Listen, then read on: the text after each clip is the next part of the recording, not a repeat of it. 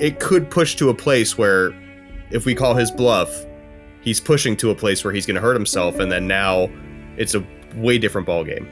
And that's why would that happen at school and not at home? Why would he push himself? Why would I call his bluff all the time at home? It's not happening.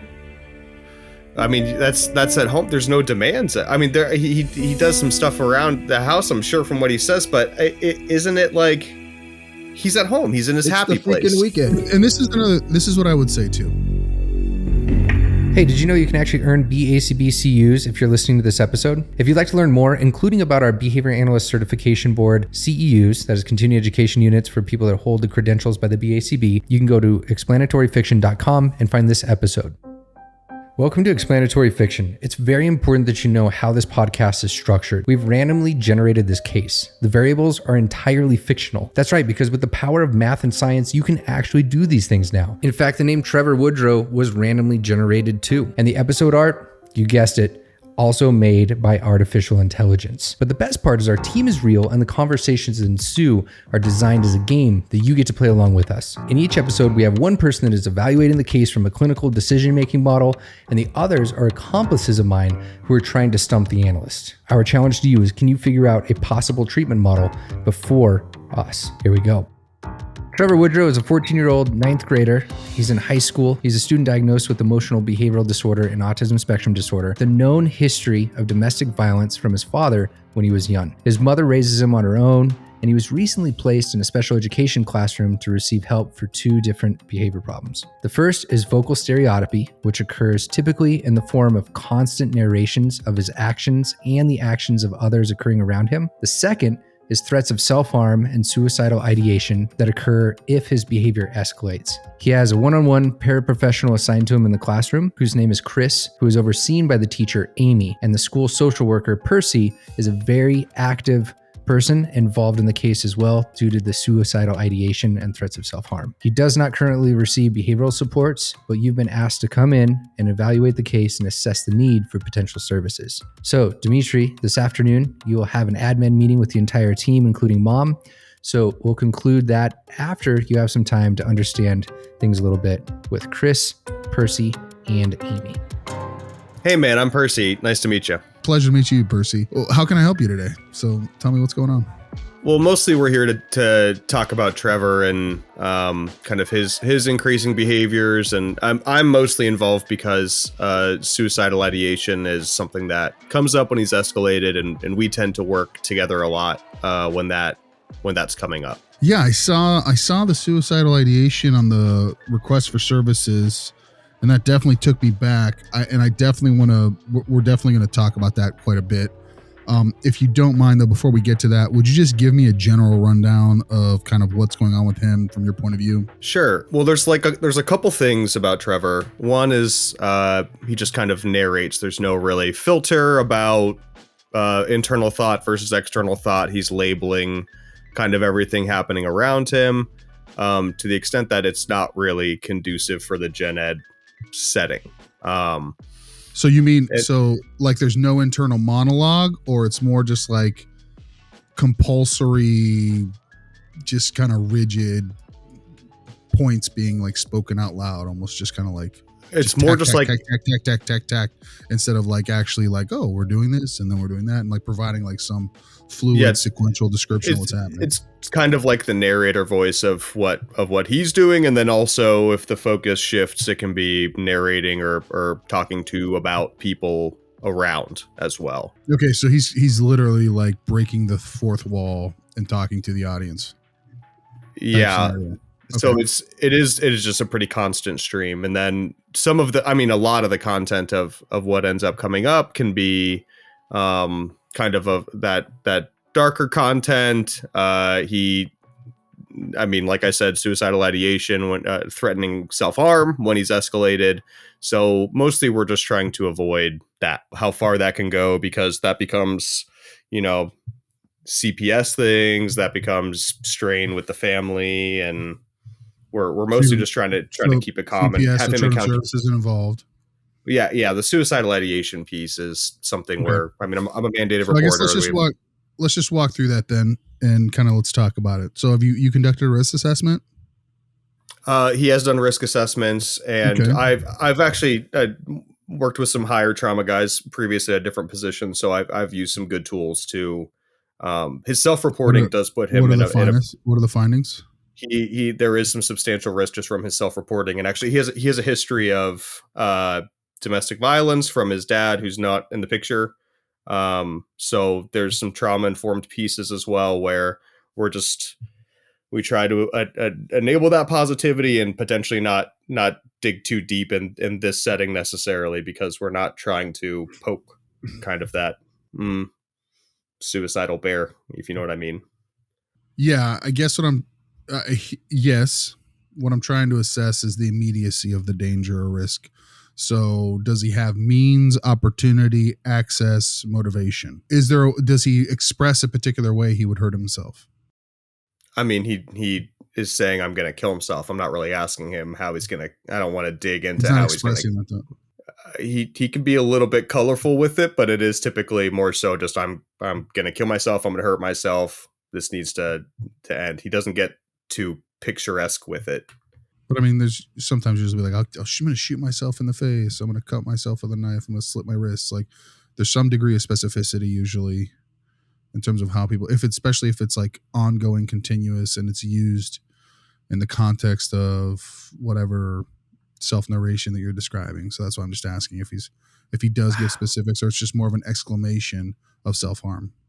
It tends to be more of that exclamation. There's even a little bit of reminiscence of he's into like video games, but not really Call of Duty and stuff. And he listens to metal, which we connect on because I used to be a System of a Down guy too. So while it's not too picturesque, there is some familiar phrases he'll pop into a little bit. That I imagine are just That's lyrics from songs. Lyrics. So you think it's scripted lyrics? He's not necessarily. I haven't done the research to see what it's from or what the intent is, but there are some patterns that come up with what he's saying. Does he have does he have actual attempts in the past, or always just verbal reports? I mean, at school we're typically trying to keep it. I'm pretty on call for him, so I'm jumping in early. There has been like hospitalization before from. Okay, so there was a. So when you say hospitalization, was that in response to verbal threats of it, or was it an actual failed attempt? It was. We were unsuccessful at de-escalating him while he was here, and he was not going to be safe going home in the state that he was. Okay, I need you to be a little more specific for me. That I understand that unsafe could mean a lot of things. So, and I know this is an uncomfortable topic, and I'm Sure. really sorry to feel like I'm sounding so matter of fact about it or being dismissive. I promise you I'm not. I'm taking it very seriously. For me, part of what's really helpful to kind of help give an assessment of what's going on is to really dig into the nature of the vocalizations, the nature of the threats, the contextual variables, the simple environmental cues that he might be referring to, or factors that might be influencing things. And to do that, I have to really kind of dig into not just the words in total that he's saying, but also maybe some of the implications and maybe some of the subtle nuance that he may be expressing, so to help determine maybe some causal factors too. Maybe we can start figuring out the why of this. And that's really why I'm asking you the questions I'm asking. So I don't mean to kind of put you in a tough bind here. So just to rewind now, when you say that he was going to be unsafe, now with me saying all that, sure, could you be a little more specific by what does it mean that he would be unsafe? Like you were in fear that he was actually going to go home or in some way follow through when he wasn't around you? Yeah. And the parent had confirmed that was a fear of theirs or a thing that they'd happened in the past? Usually we're able to calm him down when he gets to this point. This was one where it was later in the day and he was really amped up and his transportation was there. School's done. So we're trying to calm him down. He's not calming down.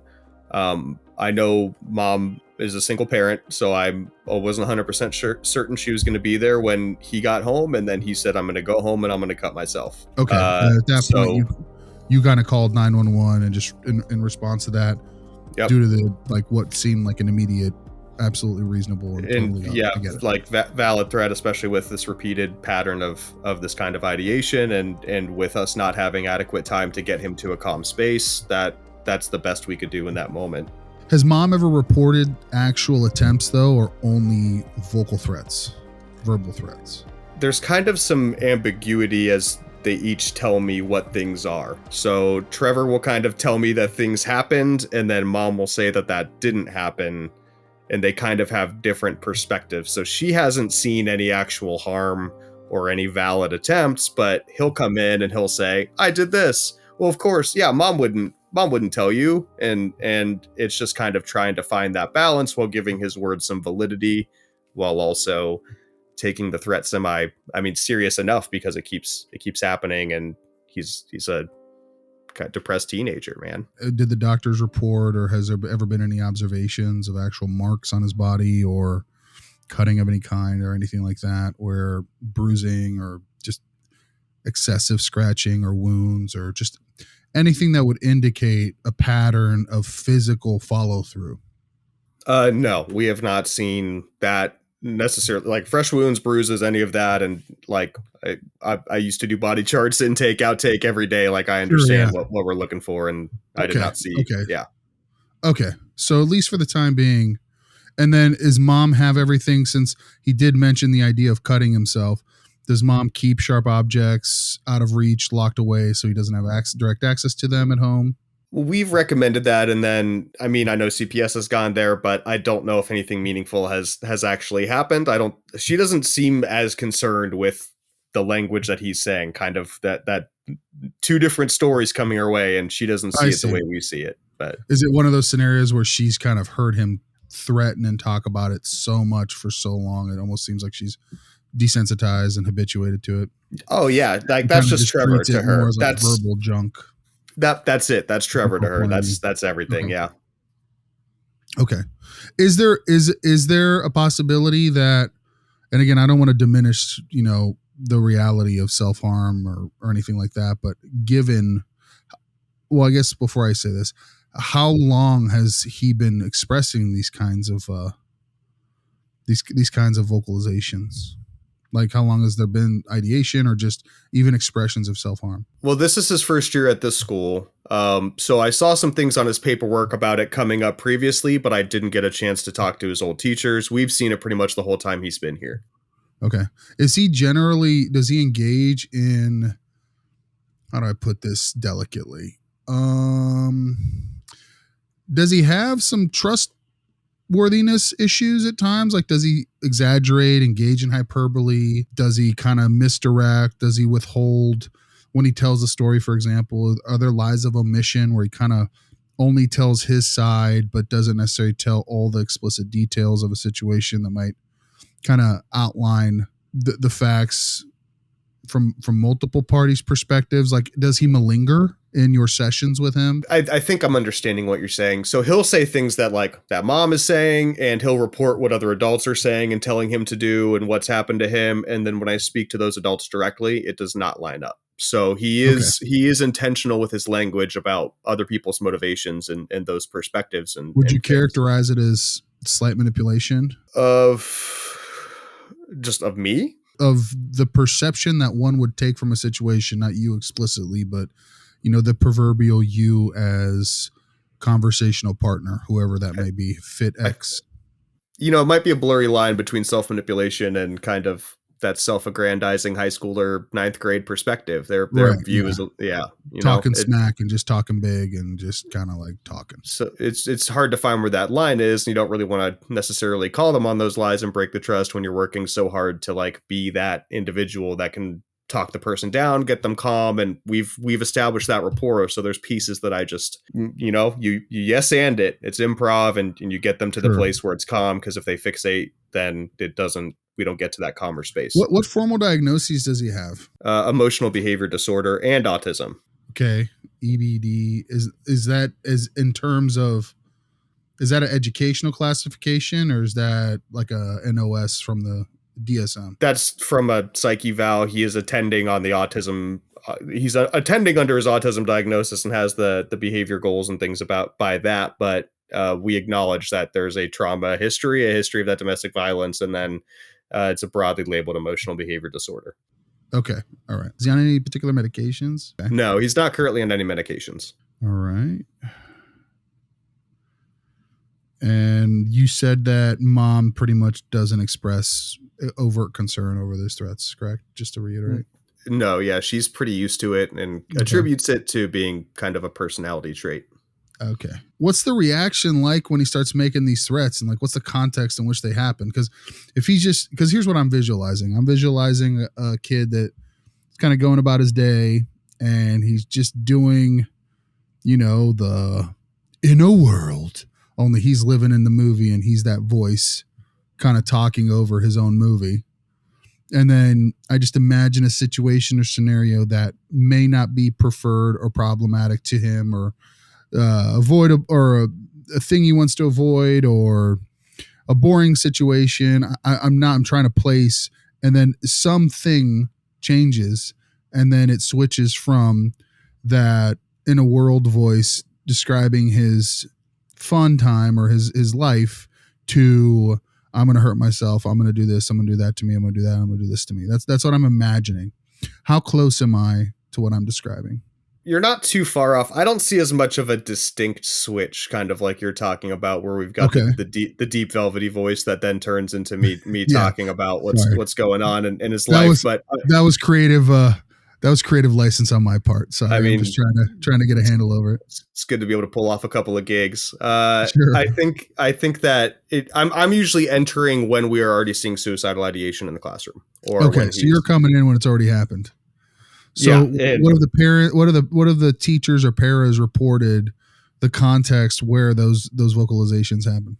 Those expressions happen. There is some documentation of this that might be something to talk to them about, because there's a little bit of variety in it. When I enter, I'm usually basically full focus on him. When it starts happening, I'm basically there. Just because of that's part of the policy right now, just because of the nature of it. And so teacher will shoot me a text.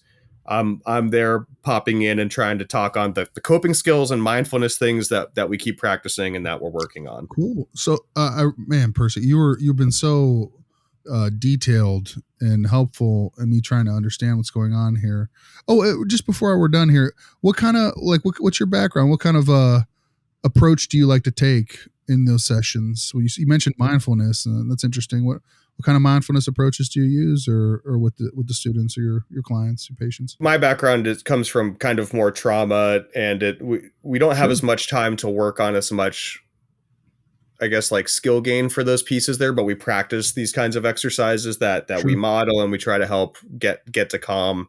So I like the AIM curriculum that I identify, move, and we work on some trauma-informed workbooks and things about how you can kind of filter the filter approach, things for like trying to block out some of the verbal outburst pieces. So we're mixing a few different curriculums right now because this is such a wide problem that manifests in a few different ways. Okay. Well, that's great. That's supposed to be a really popular and quality curriculum. I'll tell you what, I think it would be really helpful if I could get maybe the teacher's perspective and maybe the paras too, since they could maybe fill in some of the gaps of like what's happening in the immediate time. Is there any way that I can chat them up? Yeah, I can walk you over, and I'll be around too if you need to touch base later. Really I know we're all meeting. You're fantastic. Yeah, I really can't wait to wrap this up later with you in the room. Sweet. Thanks, man. Stupendous. Hey, are you Dimitri? Yeah, hi. How's it going? Nice to meet you. I'm doing all right. I'm Chris. I'm the paraprofessional who works with Chris. Trevor. Fantastic, Chris. Yeah, that's great. Absolutely. So is the teacher available to talk with us too right now, so we can just like get the two of you, or is she got to watch the room? She's got the class right now. She might come in like halfway through our talk. Okay, all right. We're trying to get a sub in there. Okay, no problem. Well, I'll tell you what, Chris, I had a chance to talk with Percy, and he kind of gave me a general rundown from his perspective of what's going on. And he seemed to express a lot of concern about Trevor's suicidal ideation and what he describes. And I'm trying to get a handle on not how seriously we need to take it, but how likely it is he's actually going to follow through with something, so that will really dictate kind of what my suggestions are here, at least in the immediate timeline and in school. So go ahead. Sorry. As a paraprofessional, it's the intensity of it is really hard to witness. Okay. So tell me a little bit about that. What do you mean by intensity of it? I mean, it's a 14-year-old kid talking about self-harm. Yeah. And so, I mean, I haven't been in this field long, 10 months. 8 of those months I've been with Trevor. I feel like I've really gotten to know him. And like, it hurts my heart to kind of see him talk the way that he does. So, I mean, most of our day, one of the BCBAs from the school recommended non-contingent reinforcement in terms of just talking to him throughout the day.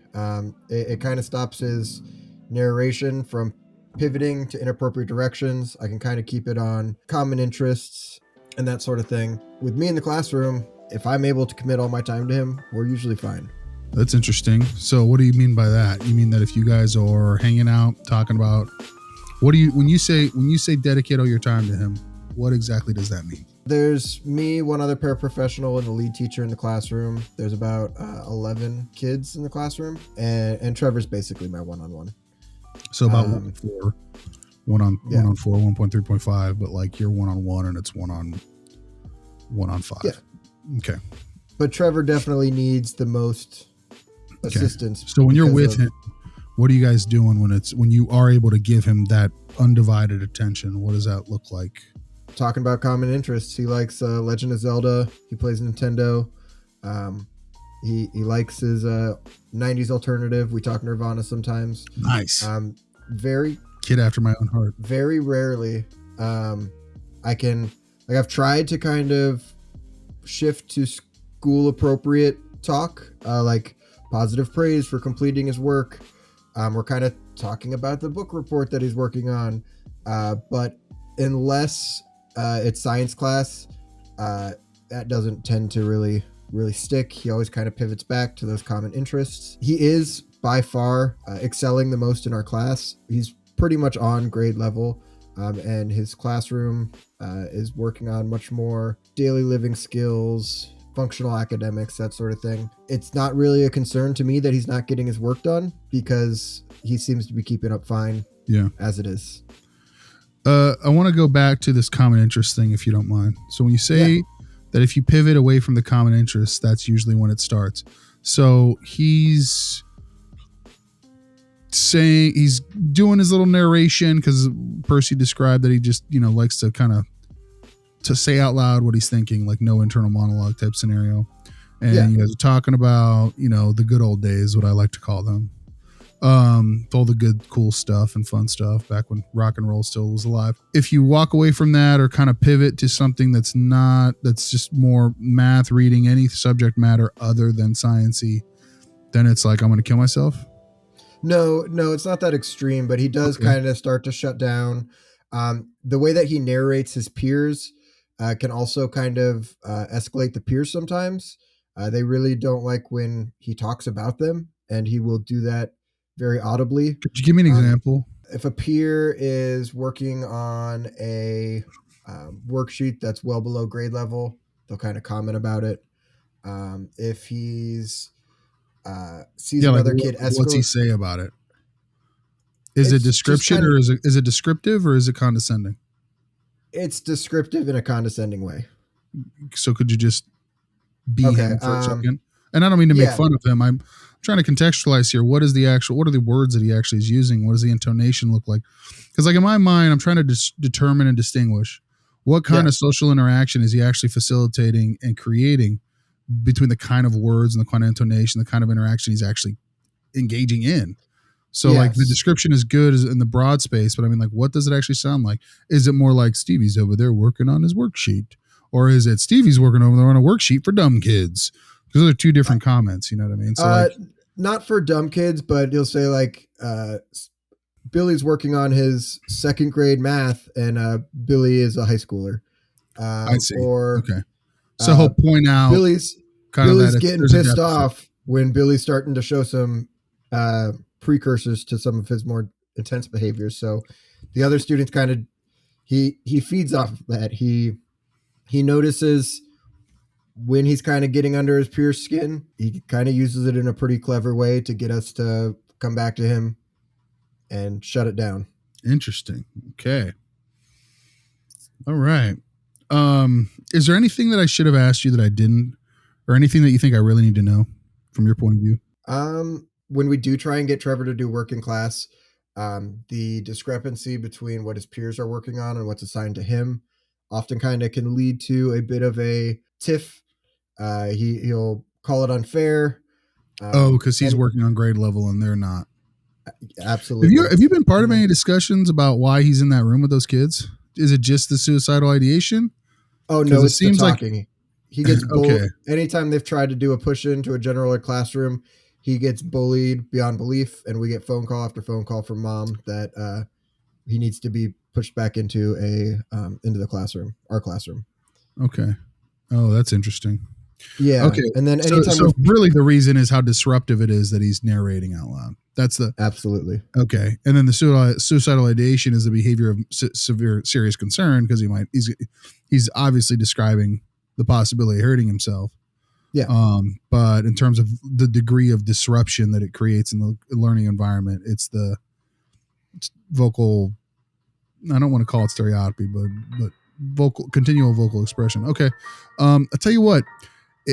I think we'll circle back together when we have the meeting. I'd like to be able to catch Amy also before this is over. Do you mind swapping with her so I can just talk to her too? Yeah, let me walk you for her. Thank you. Appreciate it, man. Really helpful. Really helpful. Hi, Amy. How's it going? Oh, hi. You're Dimitri? Yes. Nice to meet you. Yeah, you too. Lovely. Thanks, Chris, for looking after the class while we chat. Anytime. So, Amy, I had a chance to chat with Percy and Chris. If you don't mind, what's going on? I don't spend too much one-on-one time with Trevor, right? Chris is a godsend. Like, he spends a Seems lot like of a sweet the time. guy. Really cares. Yeah. Yeah, really cares and has built a really strong relationship with Trevor, and Trevor really trusts him and does really well in the classroom with Chris's support. Wonderful. So what from what you do know of the situation, what would you say is the thing that's going on here? I mean, a lot of it's really beyond me, right? He doesn't. I'm sorry. I missed that part. Would you say one more time? A lot of it's really beyond me. I mean, okay. The suicidal ideation is something I haven't really dealt with before. You know, he's academically so talented, right? He's doing things that his peers in this classroom might not they can't contend get with. To. Yeah. You know, we're working on how to pay for groceries at the grocery store and creating a budget and managing your bank functional account. Functional academics, functional life skills. And he's like ready for algebra. Yeah. So it's a little bit below his situation. Do you think that that might be a cause of a lot of what's going on though? Is that discrepancy between his peers and what he's doing? Do you think that's feeding it, or do you think it's something else? Maybe. I mean, he doesn't really want to do the work that I'm giving him. That's really where he could be doing it, right? So it's not like he wants to be doing the work. It's more like no, but he also doesn't want to be doing what they're doing. The distinction, and maybe that causes a little bit of embarrassment. Or and the others recognize it too, right? Okay. They're seeing that he's hanging out with Chris, right? They're not really doing a ton of work. They're talking about Zelda and cool things, and I'm trying to get the others to work on their schoolwork. He's hanging out with his buddy, and they're doing their work. Exactly. So it just doesn't feel like this classroom's really set up for Trevor, and I know he struggles in the other classrooms, but I don't really know how to help him myself. Yeah. I'm really glad that you said that, because that's one of the things that I'm thinking in my head, is that I'm just not sure if this is the right fit for him. On the flip side, though, I definitely recognize that, and I think it's definitely a problem that his narration's so disruptive in more of a gen ed setting. So there's got to be some kind of middle way we can set up. It's not that disruptive in my class, because Chris does such a great job supporting him that really the narration is very rarely a problem unless Chris needs to go help someone else or step out of the room. And then it really hits 11. Well, yeah. Or if the work is too much, then we start to see, and Chris isn't available, the suicidal talk is actually what's most disruptive and is the most concerning for how do you guys react students. when he does? How do you guys react when he gets into that suicidal mode? So is it an immediate drop everything and attend to him and get Percy involved? Is it an immediate like, oh, we shouldn't, like, do you try to correct him and redirect him away from it? Like, what's the tactic right now? Well, again, usually Chris isn't in the room to help kind of mediate that. That's when this is happening. And so I very quickly contact Percy. Percy comes, Wonderful. Sweeps him out of the room. They go chill in his office for a little bit, work on whatever they do in there. And then he usually comes back when Chris is back. I see. And things are fine. All right. Interesting. Well, is there anything that I should know from your perspective that I didn't ask, or any information that maybe you think would be critical that I need to understand? No is an acceptable answer, by the way. I don't think there's anything else. Like, I just know that some of this is getting back to the families of the other kids in the class, the students in the class. And, is that creating disruption for you? For sure. I mean, they're asking why there's someone in this classroom talking about cutting themselves. And, that's a really hard subject for me to tackle with the whole class, to explain. Like, that's just a whole other mental health realm that I'm not readily prepared to teach. Yeah. I hear you. That's fair. And you know what? I really appreciate you recognizing your scope. It's important to be honest about those things. Well, I'll tell you what, I feel like I was able to talk to everybody involved and get some information. So I think I'm going to go and kind of think about everything and put it all together. And then we'll have our meeting this afternoon, right? Yeah, I probably will still be teaching, but you and Chris and Percy will meet. And if I'm able, I'll pop in. Wonderful. Well, it was a really pleasure speaking with you, Amy, and hopefully our paths will cross sooner than later. Have a wonderful day. You too. Thank you. Mm-hmm. As Dimitri leaves the classroom, he bumps into Percy. Oh, hey, Percy. What's up, man? Hey. Just got talking with Amy and Chris. It was perfect. Great. Yeah. Hope that went well. Yeah, it was really helpful, really informative. So they told you kind of how he ends up coming to me, and we hang out in the room and get him back to calm. Mm-hmm. I did want to let you know a little bit more about some of my hesitations and what's going on, especially with the relationship with mom. A big piece of this is the fact that we are calling CPS so much. So I feel like I'm losing that connection to home. Well, you are a mandated reporter, so I don't think you should feel too much guilt about that. But well, the time that he was not able to go home and we had him emergency removed, they forced a hospitalization on him for 3 days to be observed. And mom kind of saw that as my doing, which, I mean, I called, but she thought I overreacted, and there's still some haze in that relationship where we haven't really resolved that. They would not have put him on a 72-hour hold if they didn't think he was in crisis. I mean, they would only really do that if they thought there was something serious going on. Because, well, I mean, they see what I see. Discharge almost immediately, despite what our perception is of things. So I definitely are you. I guess I'm not sure. Are you just letting me know that there's a little bit of emotional charge going on because you're potentially in an adversarial situation now because of how she took it personally, or what are we talking about here exactly? Yeah, and I mean, if I can get a little personal, I've been in this position for 2 years, and I don't want to be the social worker who cried wolf on this thing. Like, I am a mandated reporter. I'm going to follow through on it, but if you get a noisy parent who's talking to admin, I feel like this is a little bit of a unstable ground. So I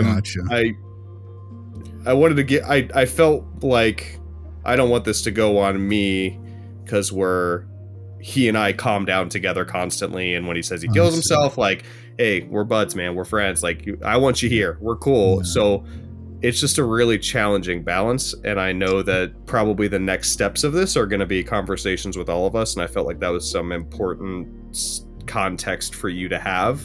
Absolutely. I appreciate that. Yeah. So before we go into that meeting, let me just reassure you here, man. My job is not to bus roll anybody or to point the fingers at anyone. I'm not here to do that. This isn't about assigning blame. This is about determining why is going on. Why does Trevor do what he does? Not whose fault it is that he does it. He's 14 years old. 14 years is a long time to learn, acquire, and contact your environment in ways where a couple of years or even a year of anything that you may be doing did not create solely in any way, shape, or form the conditions of his behavior. So I can assure you that my point of view is that this is not any particular person's fault. This is just where we are today, and our job is to figure out why. Please know that I would never facilitate or sit in a meeting that I would even permit that to happen or be the agenda item. It's not how I believe that we should serve people and what the goal of this particular situation is. So that's good. I really appreciate you bringing that up to me, and I just want you to know that that's not what we're here to do. I just want to make sure we're like on the same page about the CPS stuff when it comes up. Yeah, for sure. And the CPS stuff, what I would say to you is that, like, I mean, just hearing everything, my gut reaction is that a lot of it is just, I want what I want when I want it. I want attention, and I know when something I don't like is going to be happening, or I'm not getting the things that I want when I want them. If I really highlight this thing, everyone's going to drop everything because that just happens to be, one of those red lines that we as educators and we just as helping professionals want to be very acutely in tune to, because the last thing you would ever want is to have someone hurt themselves and or extinguish themselves on your watch because you chose to ignore the factors. So I understand the high wire act of these situations, and they are very difficult needles to thread. I think that just as some fresh eyes coming into the case, I think that I think there's some ways that we can tackle that could strike the appropriate balance. At least for now. And then, long term, we make adjustments as things shift and as we get more and more information over time. And that's what that's my head going into it. So, I mean, I hear you. And I think I'm ready to sit down and talk with everybody and like kind of paint a picture here. So sure. Yeah. Let me get that. Yeah. Is that, you okay with that game plan going into it? I want to make sure that we're going into this, as a united front too. I don't want you to feel like, you don't have the information. You need to feel okay. I think we're on the same page. I think I can try to get everyone together in the conference room if you want. Just one moment. Percy, Chris, and Amy, Rebecca Woodrow has arrived. She is here. Please report to the office. Thank you. Hi, everybody. How are you all? Thank you for meeting with me about Trevor. I had a chance to kind of debrief and interview everybody. And Rebecca, I kind of got a snapshot from everyone's point of view. I really haven't had a chance to kind of get what your perception is of everything. So before I go into my recommendations, just real quick, just give me a quick, what's your point of view in terms of what's going on with Trevor? I just think the school is not supporting him the way he needs to be supported. I don't know. These aren't issues we have at home. This is really this is kind of impacting my day being at this meeting, and I don't really see why we're getting together. I hear you. I can hear your frustration. So when you say you don't, just real quick though, before I go into this, so when you say you don't really see it, are you saying Trevor doesn't threaten to hurt himself, or doesn't really narrate continuously at home, or it's just not a problem? It's not a problem. He says things. I mean, it's who he is, right? He's been doing this for a long time. He does do those things though. Like okay. And how long has he made threats to himself? Like how long has he, when's the first time that ever started happening? As soon as he kind of hit puberty, teenage years, like. So would you say like 10, 11 years old or 13? 12ish maybe. Okay. So it's been about 2 years since it started. So, okay. So, and middle school ish, right? 6th grade going to middle school kind of situation, give or take, right? Yeah. It's also around the time that his dad left. Okay. So that there is kind of like an acute event there that kind of precipitated all these things too. And from what I understand, there was some trauma involved with dad. Am I understanding that correctly? Yeah. I mean, he'll talk about some stuff. It's not as bad as he makes it out to be. He's just being Trevor. It's not what I do. Okay. And please forgive me if it sounds like I'm pushing you too hard here. I really need to pinpoint some of these items. When you say it's not so bad as he reports, As in, like, he exaggerates it and dad was just kind of like a tough parent, or like there was some no, physical stuff? There was definitely some things that happened, and it was not good. But it wasn't like he tends to exaggerate it even beyond what it was. Okay, so it was corporal punishment, or was there sexual behavior involved? He was just a really dad. Just wasn't kind to him. Very punishing, wasn't kind in general, and then left. All right, okay. I'll just leave it there then. I think that's enough for me to kind of get a snapshot here. Let me just ask you one final direct question, because you've kind of said this, but I want to be very clear over what you think. Are you concerned in any way, shape, or form that Trevor is going to hurt himself at all, follow through in any way, and has he ever tried to follow through around you in the past? No, it really is something that we're just seeing. So from your point of view, it's just him talking? Yeah, it's just Trevor.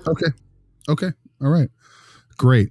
Then I think I'm ready to proceed with the rest of the meeting with everyone. Well, thanks for having me here. There's a lot going on and a lot of different suggestions that I can make. I have some recommendations here, but I want to first start with just some general concerns and just outside recommendations that I think might be helpful in this situation. I know that Trevor has the EBD and ASD diagnoses. I also, from what I understand, there were no medications, and I'm not necessarily going to advocate for medications. What I am going to say is I would definitely suggest, going in for an updated psychiatric evaluation and getting him assessed to see if there is some kind of additional assistance that he can get to kind of help him with those things from a psychiatrist's point of view, and help with the medical side of things, just to kind of soften the intensity of the emotions and feelings that he might be feeling. But again, I'm here as a behavioral consultant, but just as an observer in these types of cases, this level of sensitivity and this extremity, and given some of his background and trauma history, it might be helpful to consult with a psychiatrist as well, if that's not in the current picture. The other thing I would say is, without being able to really observe what's going on with him, I'm really remiss to provide too many adjustments to what's going on. I'm going to make just some simple recommendations and for some slight adjustments that I think might be helpful. They are probably going to put a little extra pressure on the school, so it might be good to, Percy, I would say, really get with the principal and see if some of these things can be accommodated, especially it's logistically probably going to be a little bit different. But I have a couple different observations. First and foremost, I would say the number one thing that jumps out at me is the disparity between his skill set and the kids in his classroom. I think there's an obvious balance to be struck between him being so disruptive in a gen ed classroom because he's just talking continuously, versus him being in a special education classroom, but in a room where the skill deficits are so broad that might creating some of the conditions of stigmatization that comes with that, especially if kids that are very acutely aware of the situation and surroundings around them. So if there is any way that maybe, my suggestion would be, I'm sorry, Chris, give me 1 second to get this out, and I'd love to hear what you have to say. My suggestion would be, since Chris is already logistically or functionally as a one-on-one, my suggestion would be to try to slowly reintegrate some gen ed opportunities for him to start participating in those classrooms. From what I understand, he likes science. So I'd actually maybe start looking to do some push-ins in science class to start putting him around other peers so that he's doing the same stuff. He's doing something he likes. So we're kind of preemptively controlling for some of the likelihood of the vocalizations and the suicidal threats. I actually don't even want to call them suicidal threats. I'm going to call them self-harm for now. Self-harm vocalizations or verbalizations. That would be one thing I would really suggest, just to kind of make that subtle adjustment. And then over time, maybe every week or so, maybe every 3, 4, 5 days, adding another class and really trying to build that up to where he can have a transition out there and like an actual clear pathway to reintegrate. The second thing I would say is he's saying there's some acute phrases that everyone keeps giving me in the way that they're describing his behavior that leads me to think that there's more than meets the eye in terms of why he's saying what he's saying. I'm not completely convinced Now, again, they did do a 72-hour hold, so that's a red flag that I would want to revisit. Maybe we should look at the paperwork a little more closely. But given, on the one hand, mom's complete dismissal of the situation, and I think that, Rebecca, I think you just don't think it's you really don't think he's really going to hurt himself. No, he's... No, and he doesn't have access. Does he have access to that kind of stuff in your house? Our house is just a normal house, and he's never shown So the kitchen knives are out there. The cutting boards are out there. Everything. Okay, if I were to ask you temporarily, just as a precaution, to put those things away, just so we can really try to target this in a different way than we have been.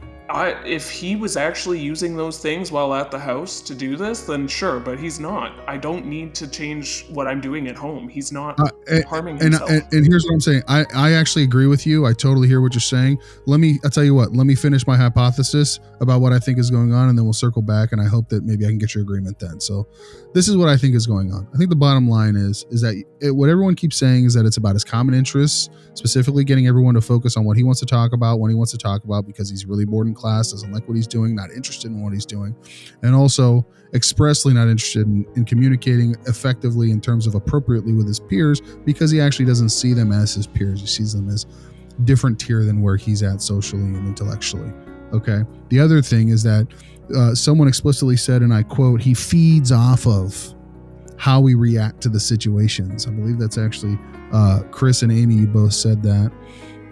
In that he says the thing that he's saying, and it's almost like you can tell that part of the fun of the situation is that you guys are really responding and attending to his needs and really bringing that, hyper awareness to the threat, and that, etc. Now, that's not to diminish the reality of a possibility of a particular threat, but that's simply to point out that if we are to assume that there's a validity to the threat, but on the other side of it, we also can observe an obvious degree of satisfaction being gained from the general chaos creation and reactivity that happens as a result of it, then we need to control for both, which means we probably going to need to institute a lot higher threshold in terms of what it takes for us to pull work away from him, reattend for what he wants with those activities and common interests that he wants to talk about.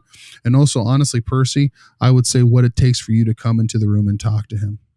My suggestion would be, because Chris, you said that he's on an NCR, I would actually remove the end and actually put in some kind of a contingency in place to where he has unfettered access to you just being there next to him, because it's your job to be in the classroom and be around him, but leveraging the fact that he wants your attention, he wants your social interaction, he wants you to just, be his buddy and talk about the 90s and Nirvana and all that stuff.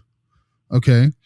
But make it conditional and contingent on him participating in some activities for brief periods of time. And then if he does begin to, escalate or all those things, kind of like withdrawing that attention, but staying close and present so that you can protect against the likelihood of self-harm. Does that make sense? It does, but I disagree with the approach. Okay. I haven't been in this field long, but I do know that you shouldn't have kids talking about self-harm at school. I hear you. Yeah. I do what I got to do on a daily basis.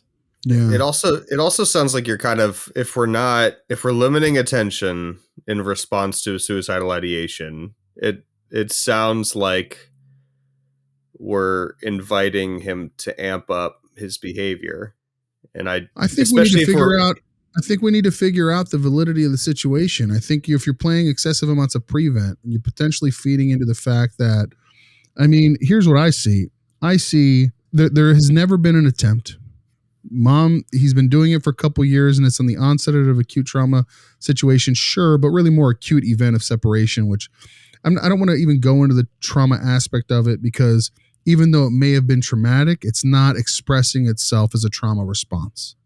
It's expressing itself as a specific social response in facilitating other people's behavior around him and orchestrating the way that they react based on based on his desires given the immediate circumstances around him.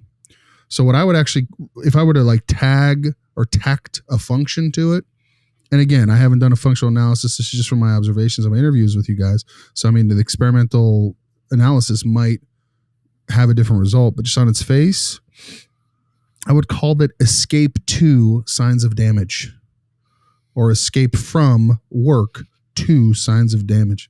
And what I mean by that is this like shifting, multiply controlled behavior where it may begin as escape from work, or it may begin as a denial of access to a person's attention.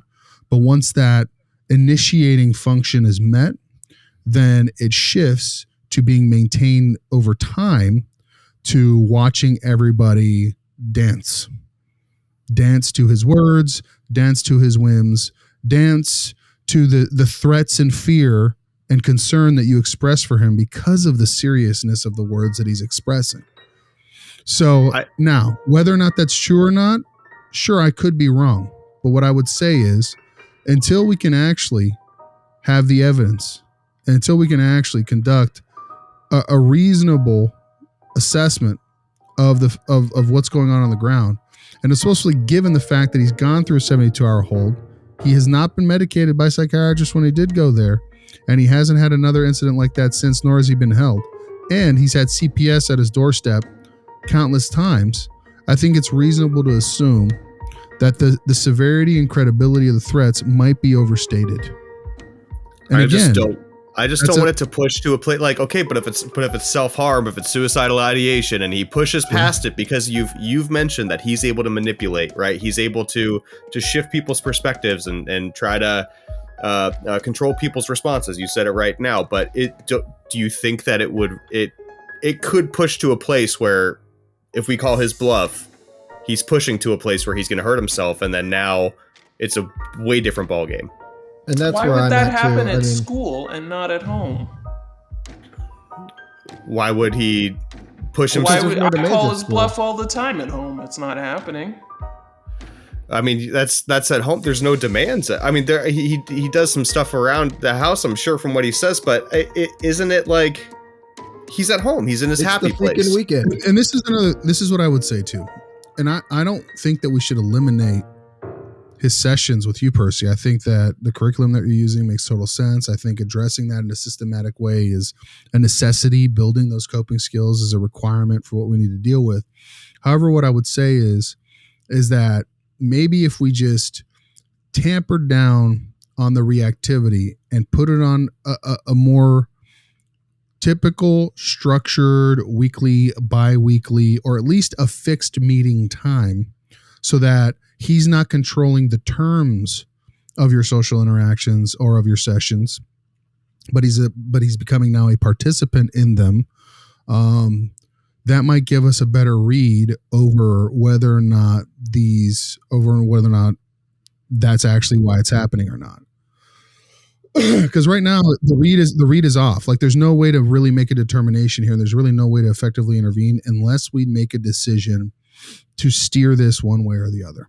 Like, at some point, something's going to have to give, because if right now what I see is everybody walking on eggshells around him and everybody being hyper fixated on the words that he's using, despite a 72-hour hold that did not result in anything, a ongoing removal from peers that is not at this point in time yielding the possibility, or at least expressing the possibility, of him being able to reintegrate into the mainstream situation, and also potentially exaggerating things because it's creating this ongoing back and forth dynamic to where if he doesn't want what's going on, or he doesn't like what's going on, or he doesn't want to do what he's being asked to do, he can simply pull the fire alarm and get everybody to run.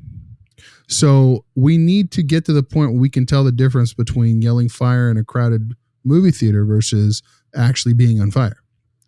Now, do we run the risk of this potentially deteriorating? Yes. I mean, absolutely, there's risk to these things. And that's why with Mom being here, we need to have this conversation. We need to have her informed consent and willingness to participate in the process. And actually, this is a really great opportunity for me to go back to the original discussion that I was trying to bring up to you before Becca, in that in order for everyone to feel comfortable with something like this, we need to maximize his safety and minimize the possibility of his ability to follow through should we be pushing this in a way where it happens. So everyone feels safe about being able to push the threshold of this thing and try to get some control over it. It would just really help out if you would do that just for the short time being, let's just say a month or two, so we can really test things out and get a feeling for what's going on.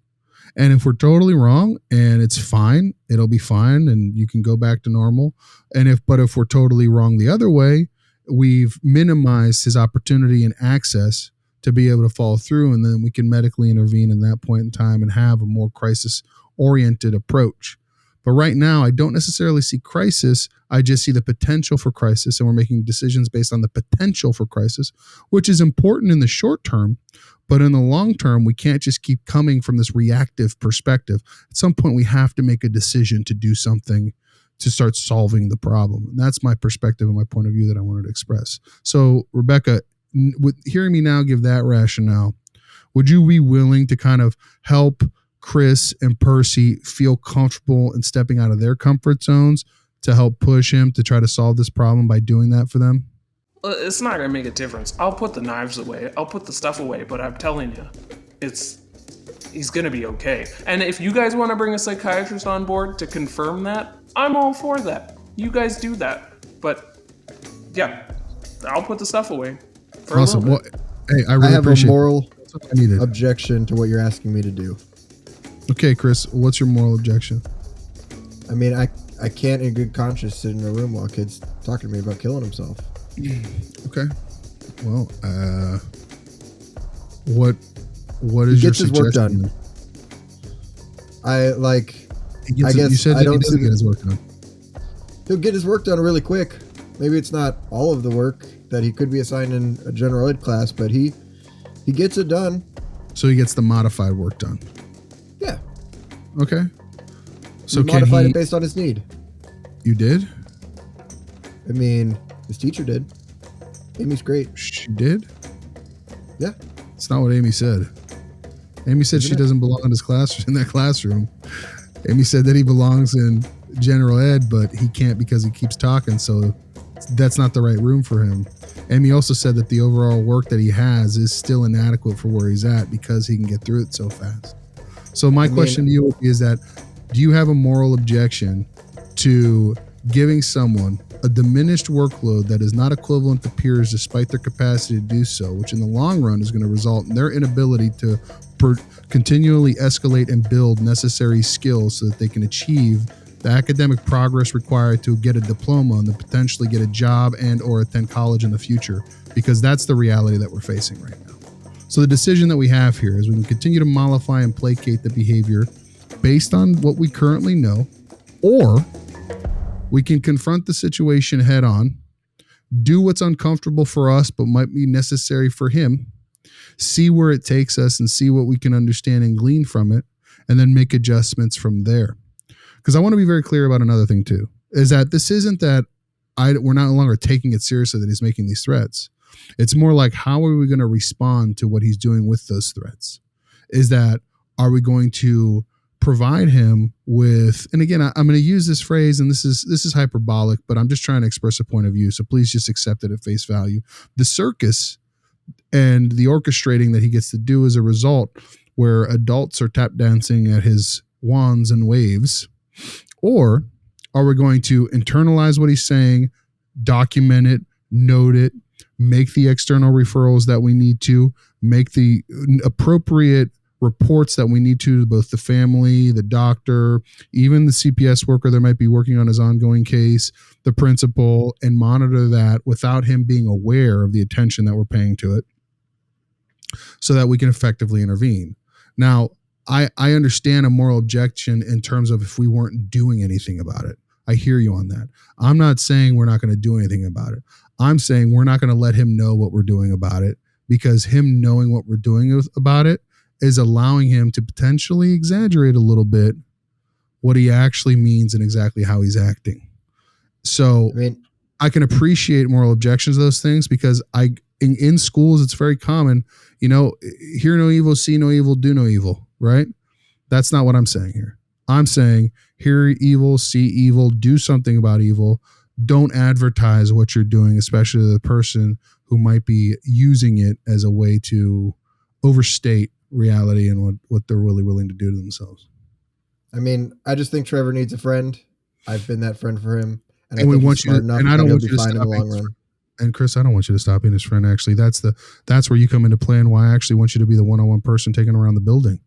I think it's time that you, as a friend, get him out of that room and start teaching him how to make friends his own age. How's that? How about you be the friend that facilitates other friends? How about you become a gateway to friends? Instead of just being the singular source of point of contact of the feeling or the hole that gets filled by his lack of friendships. I think we're going to need to find a middle spot. And actually, if I can interrupt, I'm a little bit. I was hesitant when we were shutting it down. I like that you said he can have scheduled access. We can still have our sessions. We can still work on some things. I'm curious if you can dig into what it's going to look like if we do see it escalate, and what our criteria would be for if we had to do a removal, we kind of need to know the go signs. If we're not paying attention to it, we're not feeding into it. We need to know when.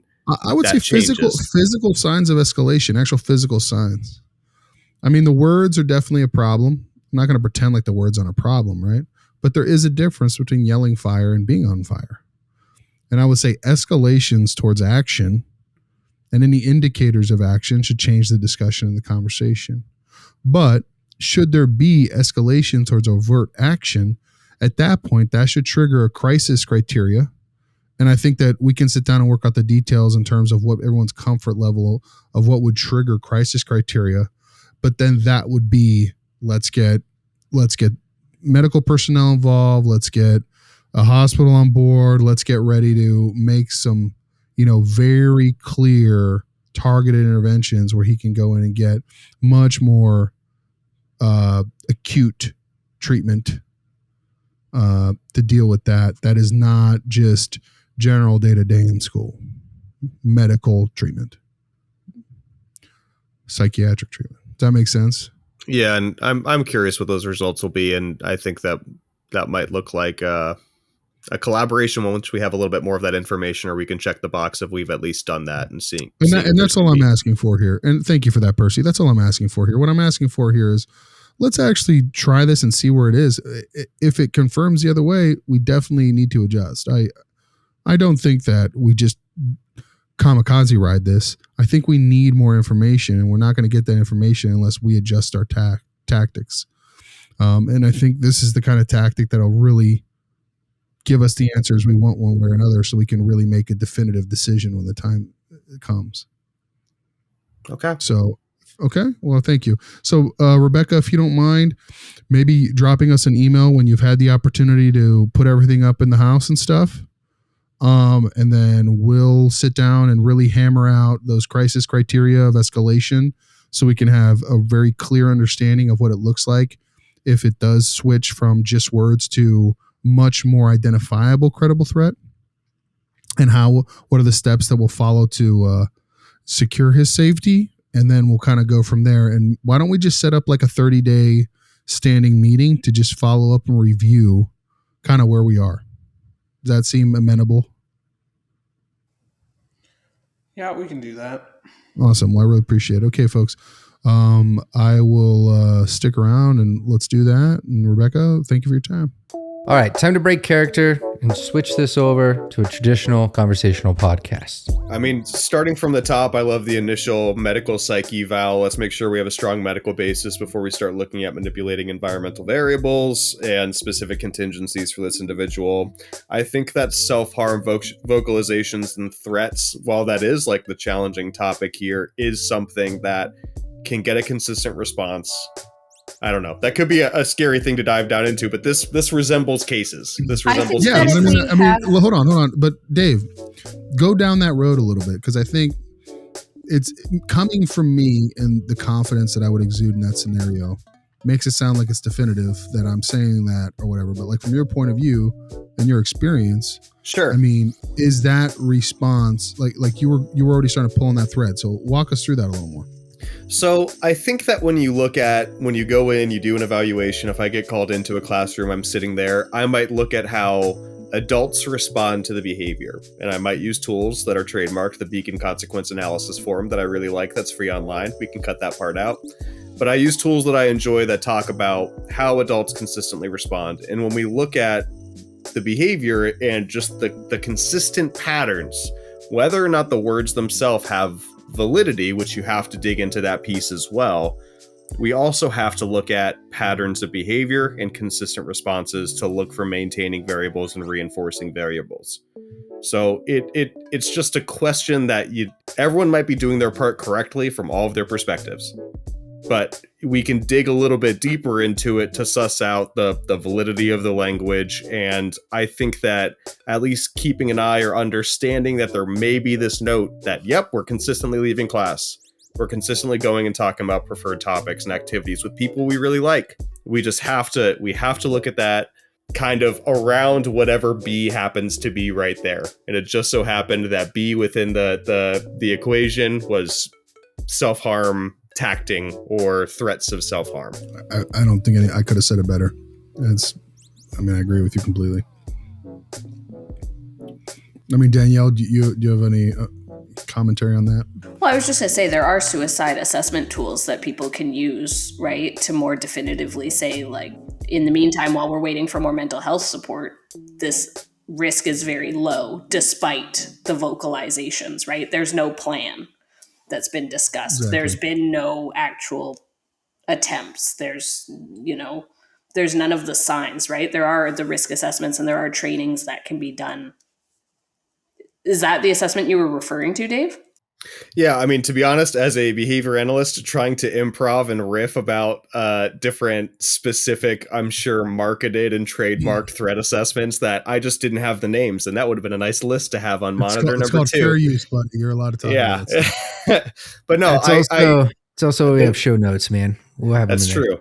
But those are the pieces. Those are the assessments or the things that the tools that you can use that are research supported, not us potentially, but someone within that domain to determine the validity of those suicidal statements. Well, and we can get the initial, the basic assessment training for suicide risk as well. Like that's a commonly offered, it's a first level, like the initial, is there any immediate risk right now? Yeah, my thing with suicidality is it's all about means, opportunity, previous attempts. Those are the things that, it's about immediacy, right?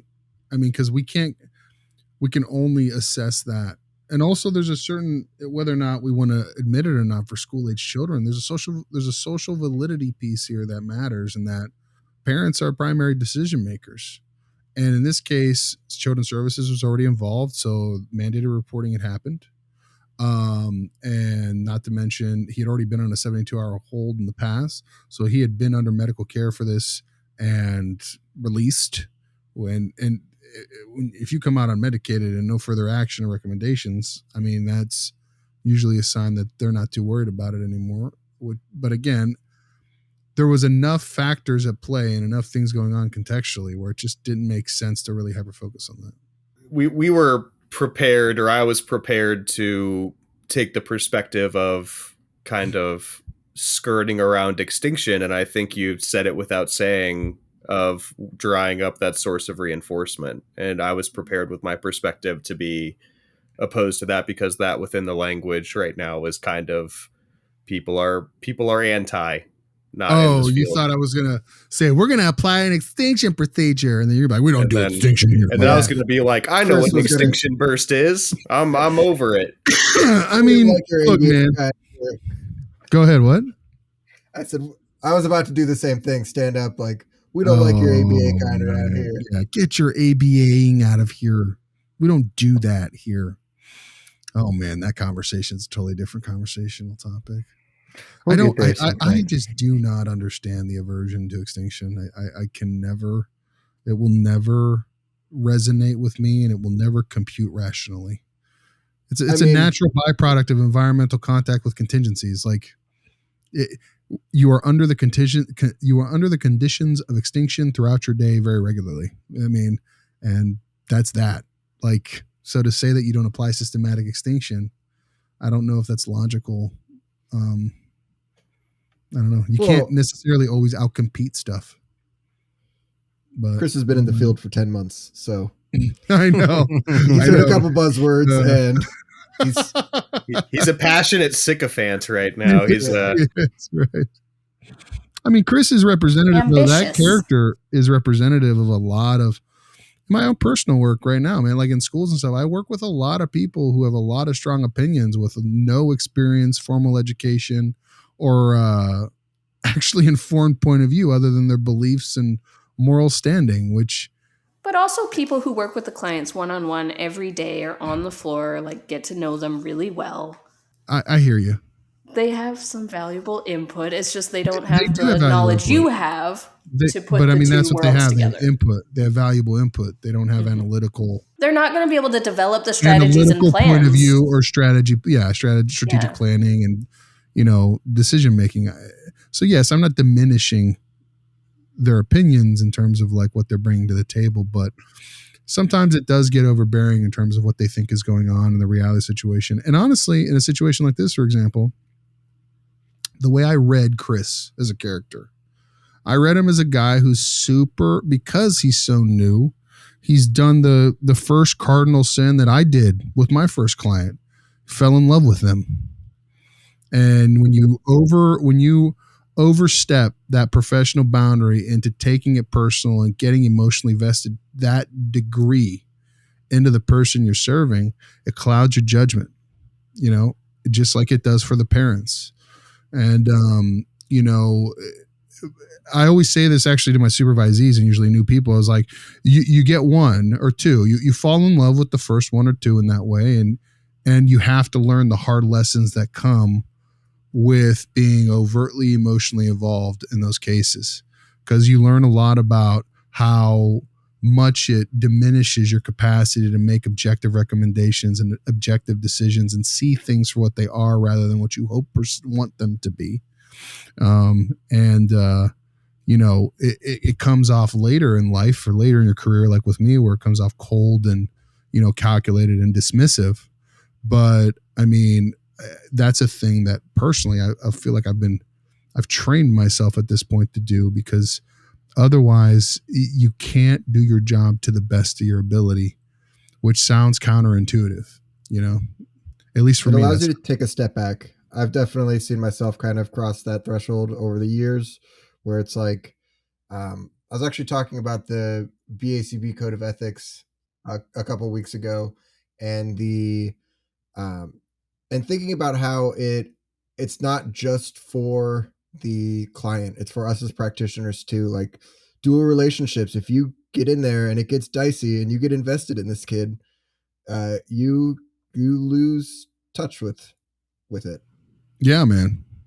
I mean, because signs of damage in particular is a tough function to want to come to terms in and make it right. Like that's basically saying someone is reinforced by watching other people tap dance and I'm not going to say suffer necessarily, but show emotional discomfort, right?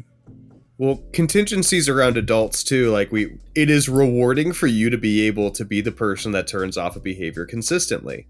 And while you might be making those proactive approaches, you get to be that person, and that adult is entering the situation and is continually negatively reinforced for their behaviors because they get to push the behavior away. Sometimes an outward perspective is kind of what it can take to identify those maintaining variables, because I'm sure I'm sure Percy had the best intentions going into this and was trying to connect and trying to get the kid back down to calm. But you have to look at, they got to become that person. They were kind of neglecting some other clients and they were always here when it needed to happen, and they got to be that person. So that's just constant reinforcement for being that person to talk the kid off the ledge. Dude, that is facts. That is another one with these kinds of situations where that hero complex is a big common, it's a problem. Like it is a common thing that you run into and you have to navigate. And how do you sensitively basically clamp down on that and put the kibosh because you have to, because it's a problem, while also not diminishing that it's coming from a good place and it's coming from a caring, compassionate, empathetic place. Absolutely. It's tough. Yeah, it's a great point. Dimitri, you had mentioned the trauma response versus an emotional response. How do you categorize those? Can you just like break down your thinking a little bit more there? I think I get where you're going there. Look, man, trauma response to me means an acute reactive response. Okay, it's operantly conditioned respondent-like behavior. Okay, so I mean, like it's occurred as a response to environmental variables, but it triggers an instantaneous stimulus control way, like you would a US that becomes a CS. All right. So that's my view of trauma from a behavioral point of view is it's classical conditioning of heightened nervous system state, whatever that is. Anything other than that is reactive emotionality, and it is problematic in terms of, and it is difficult for the person experientially, but to necessarily classify it as like an overt trauma response that you need to be hypersensitive around or that you can't necessarily program to, I think is it's just not right. It's an erroneous conceptualization of what you're looking at. It's an incorrect classification of the behavior, and it changes the way that you should treat it and place it into your puzzle. Does that make sense? It makes sense. I don't have anything to add. I was just looking to like learn that perspective there. Yeah. Yeah, because I just think about it like when I think about a trauma response, I think of like post-traumatic stress disorder, like, you know, like somebody who, it doesn't, this is an exaggerated result, right? Because I mean, like there's actually been, I can't remember the study, but there was a study they came across that actually people that work in psychiatric facilities experience the same degree of post-traumatic stress response as combat veterans. And I can't remember, it's very old. It's like 10 years ago I came across that. I don't remember the study, but it's something that had stuck with me forever because it changed the way that I viewed what a trauma response was in terms of like emotional impact and the degree of control that it has on your actual nervous system. And I can say this even for myself. Like I went through a period of time early on in my career when I was a BT where like, I mean, I'm a 6'3", 280 pound dude, like, and I lift weights. So like they put me with the heavy hitters back then and I got physically abused 6-7 hours a day, every day for a long time, 7-8 years. And that there's a stickiness to that ongoing continual exposure to, the constant threat of injury and suffering and pain that changes the way that you are on edge and just reactive, right? It's autonomic, right? It's like you don't even thinking about it because of the type of stimulus control that's being exerted on you. I mean, for example, I had at one point in time in my career, when I discovered disc golfing, which was my opportunity to get out in the woods and be by myself for a couple hours after work because I just needed quietude. I mean, I worked with a kid that he was two people on one. It was constant physical aggression, 6-7 hours a day, and us attempting to just redirect him. And I mean, he hurt me in ways that I can't even like almost rip my genitals off, not exaggerating, like bit my muscle off of my bone on my arm. Like, I mean, he hurt me, broke a finger. I mean, he hurt me.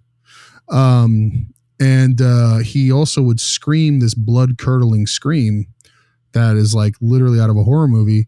We were tracking it on a clicker for the first 3 months we were working with him. Over it was like 900. The average I think was 976 or something. It was like an unbelievable amount of blood curdling screams for the day where you would think that he would lose his voice.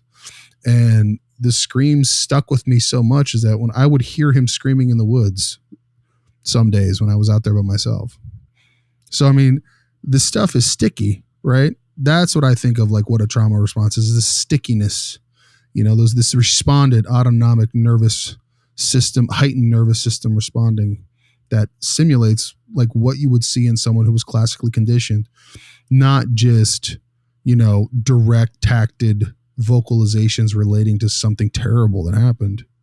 And again, that's not to diminish those experiences or to diminish, what the impact or why that person is doing what they're doing, but that's just to distinguish between when we're talking about what a thing is with trauma versus what a thing is an emotional response relative to certain circumstances. Thank you, sir. Mm-hmm. Actually, let me revise that. Marvelous. Marvelous. Marvelous. I love Marvelous. I miss Marvelous. Anything else we wanted to cover? Are we good? Signs of damage. You want to talk about signs of damage? Well, just a little more information about it. You do some Jack Michael. You've been around some signs of damage. I can think of one or two specific characters that you might have some experience with. Just what's your take? Because here's the thing. What's funny is I've been helping my sister study for her RBT, and she passed her test and whatever. Like, I'm not her supervisor for the world out there, but I still helped her. And she did in our practice RBT exam, there was a question where is control a function? And it was wrong because it's not, whatever, one of the isolated functions. But I mean, the only 4 things. There's only 4 things, and there's no combinations of those things. Only one at a time. One at a time in a vacuum. That's right. That's right. And it's not and no one is reinforced by. People are only reinforced by people's attention directly. They're not reinforced by playing them like puppets on strings. That is not. Controlling other human beings is not a function of behavior. Oh, man. Anyway, go ahead. What are you thinking? I've got a client recently that I've been working with who is, I've had to kind of give some pep talks to the staff about the signs of damage component. I think to people new in the field, neutrality is kind of a strange concept when it comes to responding to, especially that level of personal attack that comes with being signs able of to damage. Exercise neutrality too, like in understanding that minor facial tics matter. Oh yeah. Yeah. The discipline and self-control of your facial muscles. It's an art. It's an Olympic sport. Yeah, for sure. So, I mean, teaching that neutrality is a pretty hard skill. I've just, how have they responded to a description of signs of damage? Do you ever worry that teaching somebody or talking about signs of in general is a function? And just for listeners we're talking about signs of. Jack Michael theorized a variety of different ways that the reinforcers occur too as a signs of. So like a seeing the signs of something being that reinforcer, signs of damage, signs of whatever, capitulation, signs of, and it's really more of like I use it, or I specifically categorize it as a subcategory of social reinforcers. So it's not just any old attention, but it's specifically the disappointment or like the evoking of a negative response or a negative emotional reaction from another person. Dude, it's everywhere. I mean, but let's be honest, like, it's hard to make an impact in the world now. You can make a TikTok account. You can make an internet account where you wash a MacBook in a sink, and you, outside of monetization from views, you get 8 million comments. Like, it is, you're right, internet trolls. Like, it is we are so deprived. The MO is so strong to have an impact on people. And it's so much easier to come in and order a large Coke at a McDonald's than throw it back at those people for views. Like, what are you gaining? You are gaining impact. Like, it's so let's get out of the special ed room. Let's get out of this now. Like, yeah, it's everywhere, and it's devastating. Personally. Oh, signs of damage. The internet is the vast ocean of signs of damage as a function of behavior. Welcome to Twitter. It's the billboard of damage. Yes, correct. Yeah. I mean, signs of damage also, though, is a hard pill to swallow for people because they don't want to characterize children as, they like that is very easily mistranslated as manipulative, right? And I even use that, but I use that language not to label a person as a manipulator, but to use simple language to drag out what people are actually saying, right? If they perceive it as manipulation, then maybe that gives you insight into the function of the kind of attention they're seeking. Because again, just like all tangibles aren't equal, right? A toy versus a collectible versus $1 million versus a Lambo, You can't tell me that those are all just tangibles. No, they're different degrees of things. Just like all attention is the same thing. Like there's different degrees, different categories and subcategories of attention, and being able to microanalyze, or at least slowly start paring down and isolating what kind of funnel someone's looking at to feed themselves. Like that really helps you effectively characterize what you're looking at. And it's still behavioral, because we're still talking about satiation and deprivation and what satisfaction a person is gaining from contacting a particular reinforcer. It's just tacting it down effectively so that you can get a much more accurate description of what you're looking at. Yeah, signs of damage it's a tough one. Anyone with those EBD or those emotional disturbances in schools, or like those emotional disorders, personality disorders, mood disorders, anything involving borderline personalities, like, oh my goodness. I mean, signs of damage is present and effervescent. And especially with, like, for example, the suicidal ideation stuff, where it's like, if it's verbal junk, that's an automatic, like, oh, we might want to at least think about signs of damage. And that's why when I was talking to Percy, I was asking about malingering, right? Because it's like, am I exaggerating and lying in my sessions to garner sympathy? And then when I am garnering that sympathy, am I then using that person's sympathy towards me in a way to get them to be overtly reactive to my needs when I start expressing these verbal statements of self-harm? And that made Percy a little self-conscious. It sure did, right? I get worked. Holy shit. Like me? Yeah, I got worked. And like, yeah, sometimes you're getting worked. Yeah. I think with the signs of damage also, like, when you kind of allow these little pockets of like, what got to you? I know. The individual learns how to kind of keep plowing through that way. Like, I had a kid call me Baldy once, and it is one of the few times where I was like, oh man, that would really fucking hurt. Like, he got me. Like, oh man, I know, man. Dude, I've had a couple get to me recently where it's like, man, that was a knife cut deep. Yeah. How do you know? Anyway, you in my head. So yeah, that's signs of damage. Your code word, if you're interested in earning BACB CEUs, is signs of damage. Again, your code word is signs of damage if you're interested in earning BACB CEUs. Head over to explanatoryfiction.com, purchase the quiz, complete the quiz, and then your CEUs are sent to you automatically. Again, your code word is signs of damage if you're interested in earning BACB CEUs. The views expressed during the Explanatory Fiction podcast are solely those of the individuals involved and do not reflect the official policy or position of any other agency, organization, employer, or company. Assumptions made in the analysis are not reflective of any position of any other entity other than the authors, and since we are critically thinking human beings, these views are always subject to revision, change, and rethinking at any time. Please do not hold us to them in perpetuity. This podcast is to educate and inform, provide discussion, and does not constitute professional advice. Remember again that the variables in this case were randomly generated, as well as the name and the episode imagery. Thank you, math. Thank you, science. And thank you, artificial intelligence. Rhino LLC is an approved continuing education provider. That is ACE number #OP-19-3037, and the Behavior Analyst Certification Board, also known as the BACB, the registered trademark, does not sponsor or approve or endorse Rhino LLC, the materials, information, or sessions identified herein. Thank you for listening.